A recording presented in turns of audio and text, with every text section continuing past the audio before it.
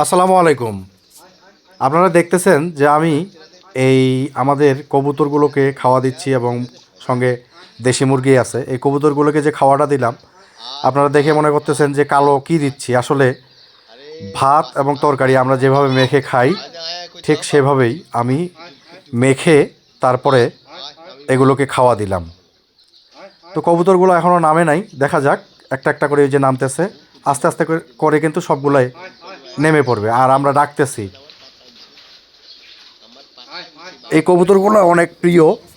আসলে আমার আব্বা যখন ছোট হাই স্কুলে পড়ে তখন থেকেই এই কবুতরগুলো আমাদের বাড়িতে, একসময় এগুলো দাদু বাড়িতে ছিল। তারপরে আমরা যখন এখানে চলে আসি নতুন বাড়িতে, তখন কিন্তু এই কবুতরগুলোও চলে আসে আমাদের সঙ্গে আর কি। এবং এখন অবধি এই কবুতরগুলো আছে। আর পাশাপাশি কিছু কবুতর আছে যেগুলো হলো আমার আব্বা কিনে নিয়ে এসছে, মানে জাত উন্নয়ন যেটা আর কি। এখন অবশ্য সেই কবুতরগুলো অনেকগুলো হয়ে গেছে। আর আমরা এক ভাই কালকে কমেন্ট করছিলেন যে কবুতর কি বিক্রি করেন নাকি। হ্যাঁ, আমার আব্বা বিক্রি করে এগুলো, যেহেতু আমার বাবার এগুলো আমরা কেউ হাত দেয় না এগুলাতে। আমরা আসলে কি, আমরা এগুলোর শুধু বাচ্চা খাই। কবুতর আমি পছন্দ করি খাওয়া। আমি শুধু না, আমার পরিবারের সবাই সকলেই পছন্দ করে। তো কবুতরের বাচ্চা আমরা খাই, আর আমার আব্বা টুকটাক বিক্রি করে আর কি। দেখছেন, সবগুলো কবুতর কিন্তু নামছে। এরা, আপনি এই ভাতের সঙ্গে যে কোনো তরকারি মাখিয়ে দেন, গরুর মাংসের ঝোল দিয়ে দিবেন, নাকি ছাগলের মাংসের ঝোল দিয়ে দিবেন, নাকি আপনি সবজি দিয়ে দিবেন। সবজি দিয়ে হলে তো সবুজ হয়, সেই ক্ষেত্রেও তারা কিন্তু খেয়ে ফেলে। কোনো সমস্যা নেই, তারা সুন্দর করে খেয়ে ফেলে। এবং খায় যে আপনার একটা চিহ্ন থাকে না, যে আপনি এক জায়গায় খাওয়া যে দিলেন একটা যে দাগ থাকবে মাটিতে, সে দাগটা পর্যন্ত থাকে না। তারা সুন্দর খুঁটিয়ে খুঁটিয়ে সবগুলো খেয়ে ফেলে। কবুতর খুব শখের জিনিস। আমারও কবুতর এবং পাখির প্রতি একটা মায়া আছে। হ্যাঁ, দুর্বলতা আছে। শুধু কবুতর পাখি বললে ভুল হবে। পশু প্রাণী যেগুলো আছে, আমি তাদের প্রতি একটু দুর্বল। যেমন গরু আছে, ছাগল আছে, ভেড়া আছে, এগুলোর প্রতি আমি একটু দুর্বল। আর আমি এখন আসলে গাজীপুর থেকে চলে এসেছি আমাদের এই বাড়িতে, গ্রামের বাড়িতে। তো আমি তো হয়তো গ্রামে থাকবো না, মানে প্রতিদিন যাওয়া আসা থাকবে। আর শহরে থাকবো যেহেতু বাচ্চাদের লেখাপড়া। সকলেই আমার জন্য দোয়া করবেন, আমি যেন এরকম পশু পাখি প্রাণী নিয়ে থাকতে পারি, সহজ জীবনযাপন করতে পারি। এত টাকা পয়সা দিয়ে কী হবে ভাই, যদি টাকা পয়সাটা হালাল না হয়। এই দুনিয়া কয়দিনের? দুনিয়া তো 2 দিনের। আর এগুলো যখন মনে করেন যে আপনি যখন মৃত্যুর পরে এগুলোর হিসাব দিবেন কিভাবে? 2 নম্বরই টাকার কোনো হিসাব নাই। এই দুনিয়াটা 2 দিনের। আর কবরের পরে যে আখিরাতের যে জিন্দেগি, সেটা হলো অনেক অনেক যুগ। সেটা কিভাবে কাটাবেন?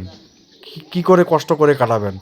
যার কারণে আমি কিন্তু এই অর্থ প্রাচুর্য ছেড়ে চলে আসছি গ্রামে, যে সাধারণ একটা জীবনযাপন আমি করতে চাই। আমি কোনো ধনী জীবনযাপন করতে চাই না, কারণ ধনী জীবনযাপন করলে মনের মধ্যে গৌরব চলে আসবে, অহংকার চলে আসবে। এই অহংকার হলে, অহংকারেরও কিন্তু একটা সাজা আছে পরকালে। তো সেটা আমি সহ্য করতে পারবো না। আমি চাই আল্লাহ জানি আমাকে হালালভাবে রিজিক উপার্জন করার তৌফিক দান করেন, আমিন। আর আমার জন্য আপনারা সকলে দোয়া করবেন। আপনাদের জন্য সকলের প্রতি শুভকামনা এবং দোয়া রইল।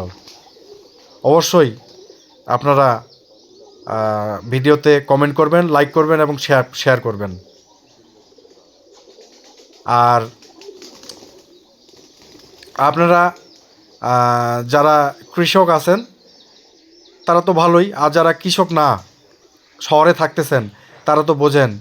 কৃষক না হলে কিন্তু আমরা এই খাওয়া যে আমরা শহরে খাই, এই উৎপাদন না হলে আমরা কি খাইতাম? সকলেই যদি আমরা ইট পাথর নিয়ে থাকতে চাই, তাহলে এই কৃষিকাজ করবে কে? যার কারণে আমি কিন্তু এই কৃষিকাজটাকে বেছে নিতে যাচ্ছি। পাশাপাশি ব্যবসা থাকবে। আমি চাইলে এখন শহরে ওষুধের দোকান দিতে পারি, কিংবা অন্যান্য দোকানও করতে পারি, কিন্তু আমি সেটা করব না আপাতত আমি এইসব নিয়ে ব্যস্ত থাকতে যাচ্ছি। দেখছেন কবুতরগুলো সব কিন্তু নেমে গেছে। খুবই ভালো লাগে যখন আসলে এই কবুতরগুলোকে পাশে পাই, খাওয়াই, অনেক মনে একটা শান্তি আসে আর কি।